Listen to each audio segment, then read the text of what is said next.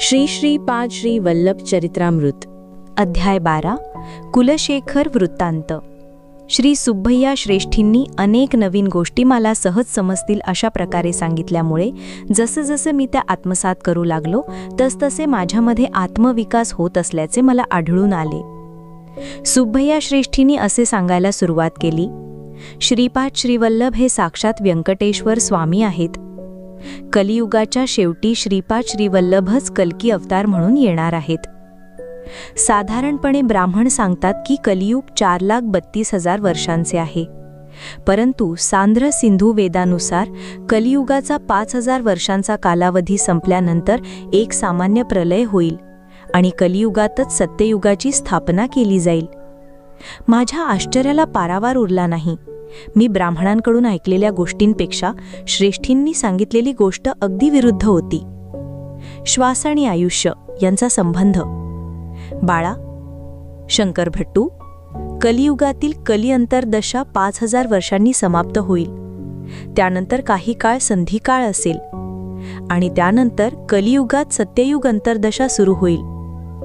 कलियुगाचे एकूण प्रमाण 4,32,000 वर्षे असले तरी त्यातही अंतर्दशा, सूक्ष्मदशा, विदशा इत्यादी असतात। ही गोष्ट फक्त योगशास्त्र जाणणाऱ्यांनाच सहज समजू शकते।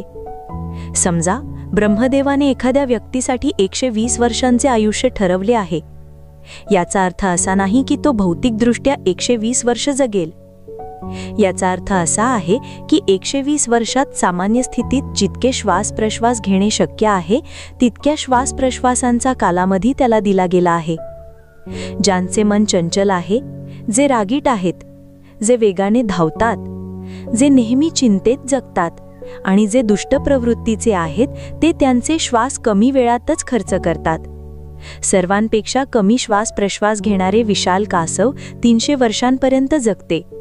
अत्यंत चंचल स्वभावाचे माकड कमी काळातच मरते। श्वास प्रश्वास घेण्यासाठी शरीराच्या अवयवांची रचना देखील योग्य स्थितीत असणे आवश्यक आहे। योगी हवा आत रोखून म्हणजे कुंभक करून श्वास शरीराच्या आतला आत फिरवतात। यामुळे त्यांचे अनेक श्वास वाचतात आणि ते जास्त काळ जगतात। माणसाच्या शरीरातील पेशी उत्क्रांतीच्या प्रक्रियेतून जात आहेत। श्रीपाद चरितामृत पठनाचे फळ। 10 वर्षापूर्वीचे शरीराचे अवयव हे आजच्या शरीराचे अवयव नाहीत। जुन्या पेशींच्या जागी नवीन पेशी जन्माला येत आहेत। शरीराची नवीन अवयव तयार होत आहेत। त्याचप्रमाणे प्राणशक्तीमध्येही अनेक बदल होत असतात। जीवन देणारी नवीन प्राणशक्ती जन्माला येते। आजारी जुनी प्राणशक्ती नष्ट होते। त्याचप्रमाणे मानसिक शक्तीमध्येही अनेक बदल होत असतात। जुने विचार बदलून नष्ट होऊन नवीन विचार जन्माला येतात। नव्याने जन्मलेला मानसिक पदार्थ दैवी शक्ती आणि दैवी कृपेला आकर्षित करण्याची क्षमता ठेवतो। त्यामुळे मन शुद्ध होते, प्राण शुद्ध होतो आणि त्यामुळे शरीरही शुद्ध होते।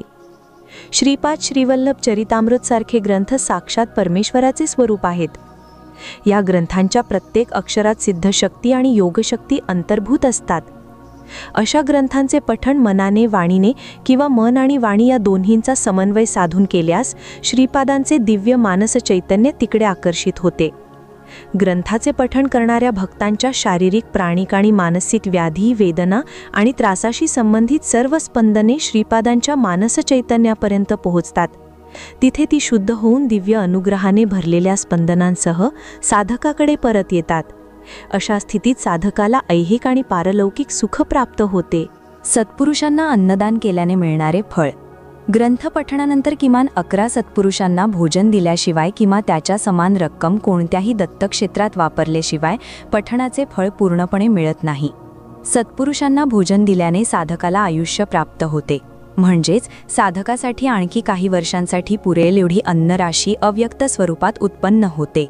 इतकेच नाही तर ते संतुष्ट झाल्यावर शांती, पुष्टी, तुष्टी, ऐश्वर्य इत्यादींशी संबंधित भोग आणि योगाची स्पंदने अव्यक्त स्वरूपात उत्पन्न होतात। कालांतराने अव्यक्तातील ही बीजे व्यक्त स्थितीत अंकुरित होऊन महावृक्ष बनून शोभतात। द्रौपदी मातेकडून धाताचा एक कण स्वीकारून भगवान श्रीकृष्णाने दुर्वास महर्षी आणि त्यांच्या 10,000 शिष्यांना पोटभर भोजन देऊ शकले।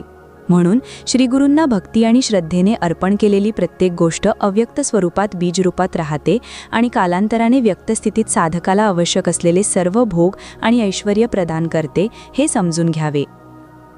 एकदा श्रीकृष्ण आणि सुदामा दर्भ आणण्यासाठी जंगलात गेले. श्रीकृष्ण थकल्यामुळे सुदामाच्या मांडीवर विश्राम करू लागले. श्रीकृष्णाला न सांगता सुदामा आश्रमातून आणलेले पोहे खाऊ लागला. झोपेचे सोंग करणारे श्रीकृष्ण जागे झाल्याचे नाटक करत म्हणाले, सुदामा, भूक लागली आहे. आश्रमातून निघताना गुरुपत्नीने मुलांची भूक शमवण्यासाठी काही खाद्यपदार्थ दिले होते का? सुदामाने नाही म्हटले. तू काहीतरी चघळत आहेस असे वाटते, असे कृष्ण म्हणाले. काही नाही, मी विष्णू सहस्रनामाचे पठण करत आहे, सुदामा म्हणाला. अच्छा, असे आहे का? मला स्वप्न पडले की गुरुमातेने आपल्या दोघांना खाण्यासाठी पोहे दिले आहेत आणि तू मला न देता एकटाच खात आहेस, असे श्रीकृष्ण म्हणाले. त्यावर सुदामा म्हणाला, श्रीकृष्णा, तू थकला आहेस ना, आणि त्यातही दिवसाची वेळ आहे. यावेळी पडणाऱ्या स्वप्नांना फळ नसते, असे शास्त्र सांगते. श्रीकृष्ण हसून गप्प बसले. कालांतराने सुदामा कुचेल, अत्यंत गरीब होऊन परमदरिद्री झाला. आपले दुःख दूर करण्यासाठी त्याने अनेक वेळा विष्णू सहस्रनामाचे पठण केले. अखेरीस श्रीकृष्णाला त्याची दया आली. त्यांनी कुचेल्याकडून पोहे स्वीकारले आणि त्याला प्रचंड ऐश्वर्य प्रदान केले. जेव्हा श्रीकृष्ण थकले होते तेव्हा कुचेल्याने त्यांना आपल्या मांडीवर डोके ठेवू दिले होते. म्हणूनच श्रीकृष्णाने कुचेल्याला हंसाच्या पिसांच्या गादीवर झोपवून त्याची पादसेवा केली. कर्मसूत्र किती गूढपणे कार्य करते हे प्रभूने यात सूचित केले आहे. मल्लयोद्ध्याचा गर्वभंग. जेव्हा श्रीपाद 4 वर्षांचे बालक होते तेव्हा पिठापूरमध्ये वर्मकला नावाची एक मर्मकला जाणणारा मल्याळी माणूस आला. त्याचे नाव कुलशेखर होते. आपल्या शरीरातील अनेक भागांवर नियंत्रण ठेवणाऱ्या काही जीवनशक्ती केंद्रांना मर्म म्हणतात.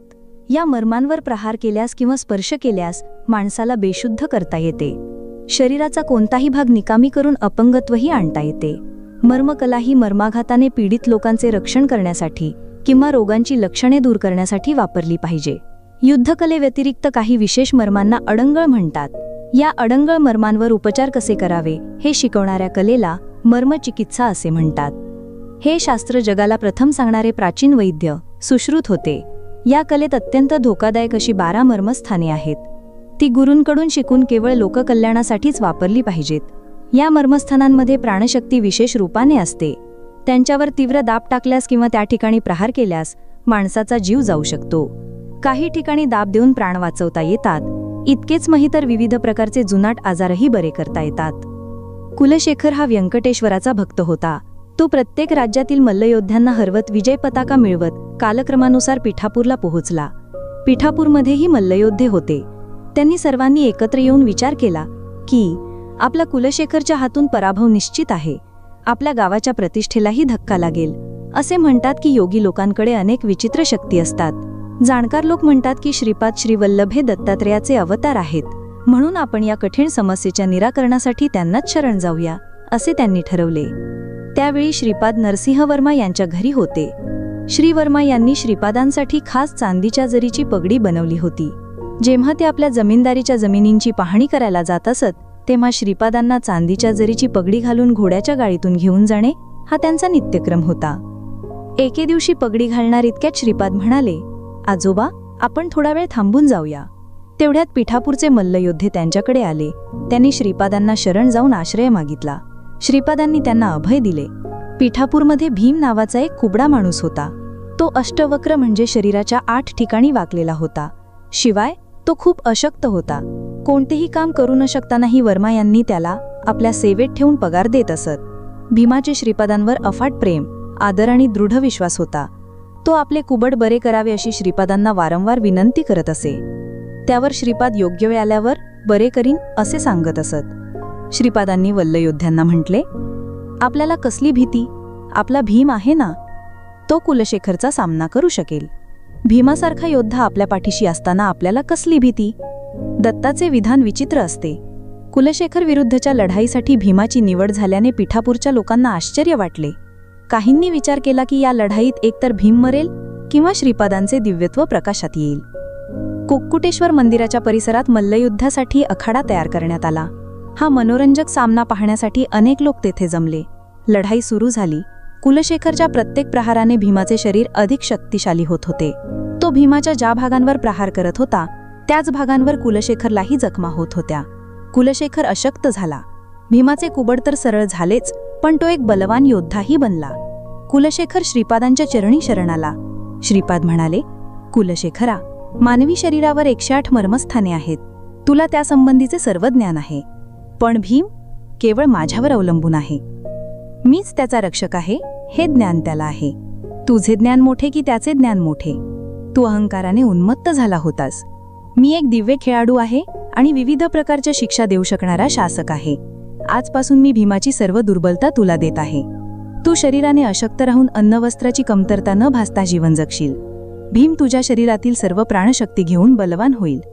मी जगातील प्रत्येक जीवापेक्षा बलवान आहे. तिरुपतीमध्ये कोण आहे?